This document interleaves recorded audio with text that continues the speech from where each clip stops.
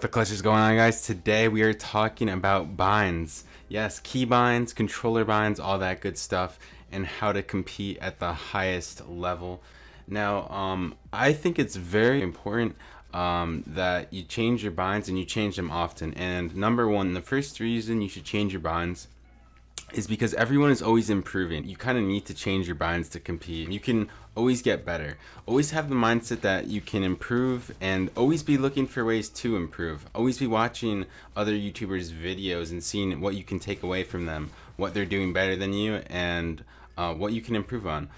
Some examples of me I can share from this recently. So I used to have reset, edit, and crouch on the same button, and just recently, yesterday, I switched them to be on separate buttons because there's issues there, right? You would go to reset a wall, and if you missed the reset, you'd accidentally crouch and you'd be stuck in this crouched animation, and while your enemy is on the other side of the wall, and then you'd get shot before you can reset the wall.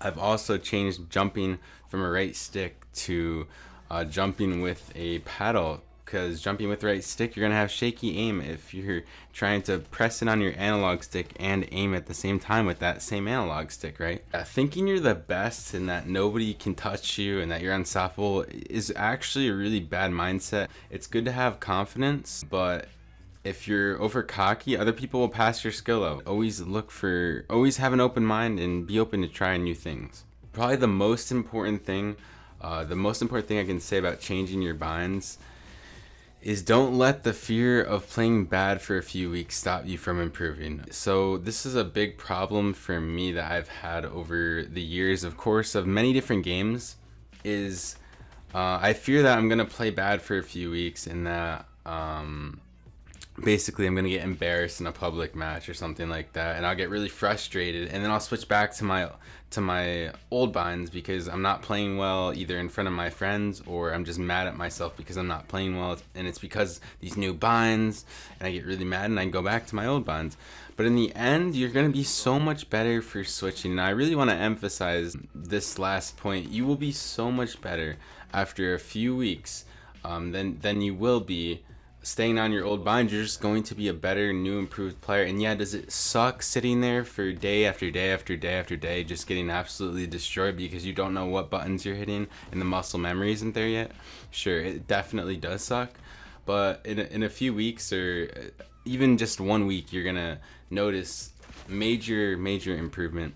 The very last point I want to make on changing your binds, actually there's one more point that I just thought of, is that it makes the game a lot more fun when you're challenging yourself and you're trying new things. Fortnite's been out for 2 years now almost. It's getting kind of boring because some of the changes that Epic has made with the mechs, no shield per kill, and no siphon in pubs, and things like that.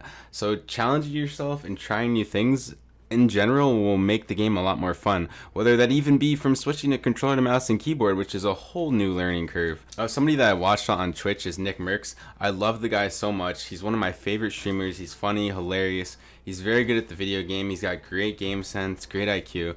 But one thing I want to say that's holding him back is definitely his building and his editing, and that's got to be because of his binds. But one thing I think he is behind on is building, and if he would just change his binds, practice a little bit in creative with new binds, I would think he would be at the top level. Nick Mercs is already an amazing player.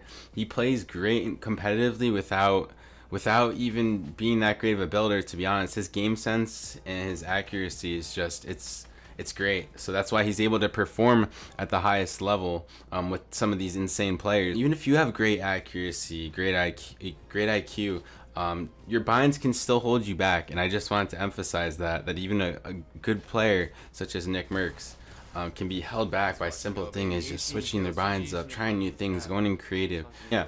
If you guys learned something, don't forget to drop a like, comment down below what your thoughts are, and yeah, I'll see you next time. Peace.